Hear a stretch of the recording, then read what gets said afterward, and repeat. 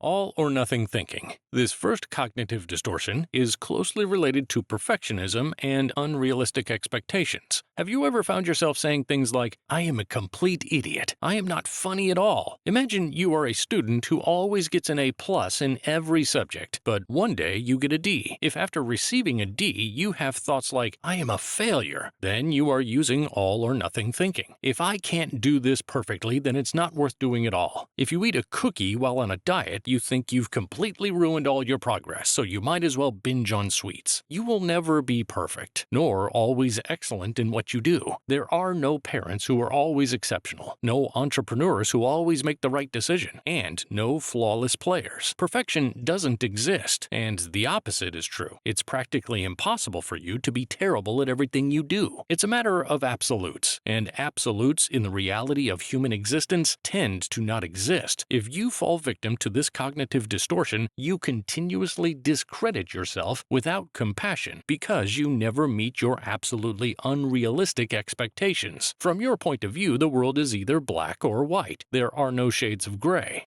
Selective abstraction. In this cognitive distortion, you focus only on one or a few details of a situation, ignoring all others. Imagine making a mistake on an assignment and getting an A-. Instead of weighing the situation for what it is, which is that you got 9 out of 10 answers correct, your focus is entirely on the single mistake you made. That one mistake becomes the only relevant thing. The situation is no longer, "I got an A-," but "How could I have made such a mistake?" An even more fitting example today is the world of social media. You post a video, a photo, or a comment and receive dozens of positive feedback, except for 2. However, those 2 negative feedbacks are not weighed and considered for what they are. Instead, they become a psychological burden that disproportionately affects you. Selective abstraction, however, is not necessarily focused on the negative. It can also be focused on the positive. Imagine receiving feedback on a project at work. Among the various comments, some specifically praise your collaboration skills and creativity in problem solving. If you suffer from selective abstraction, you might focus only on the positive feedback, ignoring the constructive criticisms or suggestions for improvement in other areas. Magnification of the negative. In this cognitive distortion, normal negative events are magnified, making them seem more significant and severe than they really are. We can define it as a form of selective abstraction, focused solely on the negative, on steroids. Do you make a small mistake during a presentation? You think, "I've ruined the entire presentation." Do you get a lower grade than usual on an exam? You think, "This grade is terrible and a disaster for my GPA." Do you get a speeding ticket? You think, "This ticket is a huge problem. I feel like I've ruined my entire budget for this month. I don't know how I'll manage this unexpected expense." The negative event should not be ignored, but it should be weighed for what it truly is. Magnifying the negative can lead to experiencing disproportionate anxiety and stress. Overgeneralization. Imagine you are a woman, and while at a bar, you witness a very strong scene. A guy approaches your friend and slaps her on the backside. As you leave the bar, you say, "Men are all the same. Stupid pigs." This single negative episode has led you to draw a conclusion about an entire category. Clearly, not all men are the same, and not all behave this way. This cognitive distortion leads to drawing conclusions, thus generalizing events, situations, or people erroneously. Let's look at another example. Imagine you have an employee who arrives late, and this happens periodically at least once a week. On Monday, you arrive at work on time, and this employee is 20 minutes late. You talk to their manager and say, "This guy is always late. It's unacceptable." Once again, you have overgeneralized the situation. Saying he arrives late at least once a week represents reality. Saying or thinking he's always late does not reflect reality. The most common words used by those who overgeneralize are never, always, every time, everyone, and nobody. Labeling. This cognitive distortion involves incorrectly labeling yourself or someone else based on their actions. It is an irrational distortion that leads to highly counterproductive consequences. The problem with labeling is that it makes change very difficult. This is because changing behaviors is easy. Changing someone's identity is much harder. "I am not a healthy person." This belief can make change nearly impossible because you are not describing unhealthy behaviors, but who you are as a person. If you are made this way, then there is nothing you can do about it. Labeling also becomes problematic when applied to others. When this happens, we can only see people in a continually distorted way. If I label my brother as an idiot, I will tend to treat him as such. If I label my boss as a jerk, consciously or unconsciously, my attitude toward him will be influenced by this label. Whatever someone labeled as a jerk does will be seen as a jerk move. Take the example of the jerk boss again. One day you talk to him and tell him it's a very tiring period for you, and the next day he brings you a coffee. You might interpret this gesture as a mockery, thinking, "This guy is making fun of me after I opened up to him, rubbing my fatigue in my face." Without labeling, you might interpret the gesture differently, thinking, "It was very thoughtful of him to bring me a coffee the day after I shared my struggles with him." Same behavior, different interpretation. Minimizing or disqualifying the positive. Imagine the following situation. For 14 months, you've been following a terrible diet full of junk food. You decide to change your situation by starting a more balanced diet, consulting a nutritionist, and then going grocery shopping, buying all the ingredients to follow this new diet. The next day, you cook and eat exactly what you had planned. A friend who knows your situation says, "That's fantastic. You've started the diet, and the first day went great. Good job." Your immediate response is, "It's just one day of eating healthy, it's nothing special." What you've just done is minimize the positive. You've discredited the fact that it's the first day you're tracking calories and following a healthy diet after 14 months. A huge step. You're also aware that the first step toward change is the hardest. You know this because it took you 14 months to take this first step, yet you consider it insignificant. This cognitive distortion leads you to situations where you do something good, positive, or well done, but you always disqualify it. You disqualify it by thinking it's due to luck, or by minimizing the impact of that positive action you performed. If someone compliments you, you dismiss it by immediately thinking of all your negative points. If someone you don't know at a party compliments you on your gentle manners, you think, they're just saying that out of politeness, or they don't know me in all the situations in my life where I'm not so kind. Ever heard the term "can't catch a break"? People who tend to use this cognitive distortion can't ever give themselves the chance to catch a break. Fortune telling.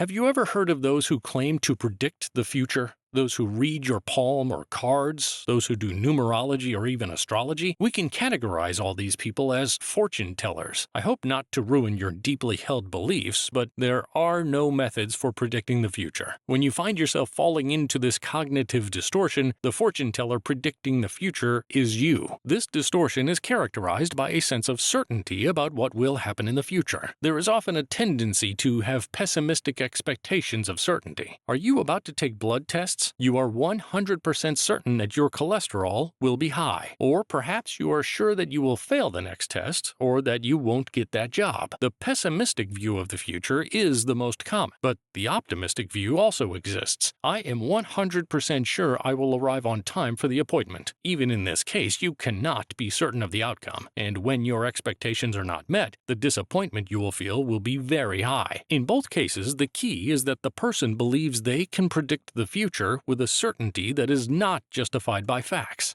Catastrophizing. Have you just discovered a new spot on your skin and you think, "This is cancer. I knew it. My life is over. Who knows how many days I have left to live?" In this cognitive distortion, we focus on the worst possible outcome, even if it is unlikely. If you are waiting for a friend to arrive at your house and they are 15 minutes late, you think, "They must have had a car accident," when maybe they are just late because they miscalculated the time and there's traffic. You are afraid to fly because you think the plane will crash and you will die. Since catastrophizing can often be confused with fortune-telling and magnification of the negative, here are the differences. Catastrophizing mainly involves extremely negative hypothetical future scenarios, while magnification of the negative involves exaggerating the severity or importance of present or past negative events. But what about the pessimistic fortune-telling? It also focuses on predicting negative future scenarios. True, the main differences are the degree of intensity and the levels of anxiety they cause. In catastrophizing, the predictions are extremely extremely negative and specific, such as terminal cancer or a fatal accident. In pessimistic fortune telling, the predictions are generally negative and less specific, such as, I will surely not get that job. As a result, the levels of stress and anxiety they cause are significantly different. In the case of catastrophizing, anxiety is extremely higher compared to pessimistic fortune telling. Mind reading. This cognitive distortion describes a tendency to assume you know what other people think without concrete evidence. How many times has it happened to you that your partner responded to you in a more cold and detached way than usual? I imagine it's happened to everyone. Those who suffer from this distortion might think something like, they're mad at me, but I haven't done anything wrong. How can they be mad at me? I was careful about what I said and was very patient in listening to them. Screw them. You start having these thoughts when perhaps you have nothing to do with it, and your partner simply had a bad day at work. What you've done is basically read their mind, presuming you did something wrong when, objectively, you can't know that. If your partner responds coldly, it doesn't necessarily mean you did something wrong. If the girl you like hasn't responded for over 24 hours, she may have serious family or health problems. Maybe she never received your message. What does it mean if a coworker doesn't speak to you all day? Exactly. You don't know. It could mean a lot of things, and assuming what's going through their mind is not the best option. When we start having this distortion and think the other person is thinking something negative about us, we usually react in two ways. In the first, we completely close off to that person, building a wall. In the second, we immediately attack or criticize the other person as a defense mechanism. In either case, reacting in one of these ways could lead to a discussion or distancing, confirming your initial idea that the other person is mad at you, when maybe they weren't. Mind reading can cause resentment, stress, anger, disappointment, insecurity, and hatred. Inappropriate comparison.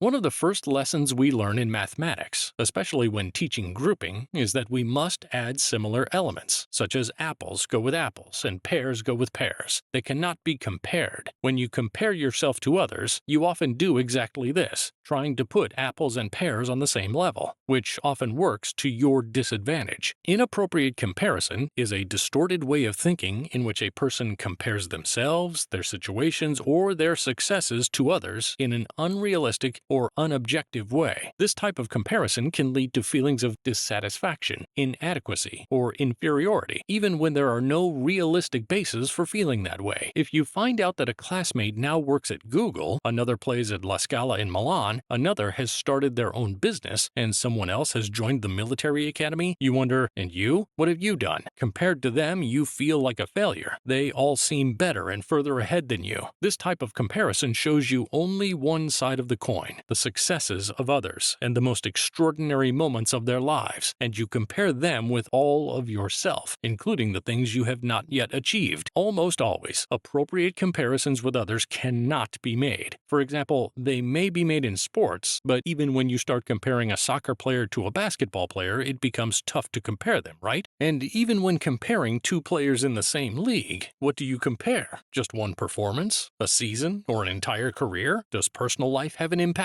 I mean, if someone is better than you at soccer, but is divorced, has drug problems, and has depression, does that count? How do you compare it? Exactly. You can't. You can only compare yourself to someone if you live in their body, feel what they feel, and live what they live. At that point, you might get close to comparing yourself to them somehow, but we can't do that. We have different values and principles. We have different life situations, and we give importance to work, relationships, and things in totally different ways. So comparing your life to someone else's makes no sense. Emotional reasoning. Emotional reasoning is a cognitive distortion in which a person believes that their emotions reflect objective reality. In other words, if someone feels a certain emotion, they think this emotion is concrete proof of facts and reality. Here are some examples. I feel anxious about an exam, so I believe my anxiety is concrete proof that the exam will go badly. I feel guilty, so I must have done something wrong. I feel overwhelmed by a situation, therefore it means I can't handle my situation and problems. I feel inadequate, so I am inadequate. I feel stressed, therefore the teacher is giving us too much homework. I am angry, therefore you are a jerk. I feel unmotivated, so I am a lazy person. I feel insecure when I have to speak in public, so it means I am incompetent. I feel embarrassed about a mistake I made, so I must be a total disaster. I feel satisfied and happy that the presentation went well, so I am a genius. These are all examples in which I am experiencing an emotion and drawing conclusions from that emotion about myself, others, and situations. Clearly, this type of thinking is fallacious, because the emotions you feel do not necessarily reflect objective reality or concrete facts. Emotions are influenced by many internal and external factors, and are not a reliable proof of the truth. Should statements. This is a cognitive distortion in which a person imposes rigid and absolute rules on how things should be, how others should behave, or how they themselves should behave. This type of thinking often leads to feelings of frustration, stress, contempt, guilt, and dissatisfaction because reality rarely conforms to these rigid ideals. The implicit concept of a should statement, such as I should lose weight or I should tidy up the house, is that these are all things you don't want to do, but for one reason or another feel obligated to do, or at least they are perceived by our brains in this way. It is a type of self-critical language that only increases the stress you perceive. Not only do you tend to judge yourself harshly, but you also judge others harshly when your expectations are unmet. The most common words of those who fall prey to this distortion are should, must, cannot, and need to. What words can you use to replace these should statements? For example, instead of saying, I should lose weight, say, I want to lose weight. Instead of saying, I should tidy up the house, you can say, I can tidy up the house. Personalization. When we fall into this cognitive distortion, we assume that we are completely or directly responsible for a negative outcome, even when it's not true. We conclude that an event has happened because of our fault, even when we are in no way responsible. This type of thinking can lead to guilt, anxiety, and low self-esteem. Let's give some examples. Is your child doing poorly in school and getting bad grades? It means you're a terrible parent. It's your fault. Or maybe your child may have concentration issues, or may need different study methods. Is your friend in a bad mood while you're having a beer together? It must be your fault. Or maybe they're worried about work, family, or other responsibilities. Is your boss yelling at you? It means you made a serious mistake. Or maybe your boss doesn't handle their emotions well and is going through a very stressful period. You may have made a mistake, but it doesn't mean it's irreparable. Are your parents arguing again? You must have done something to cause this situation. Or maybe they're dealing with personal or relationship issues. It doesn't mean you did something to cause the situation.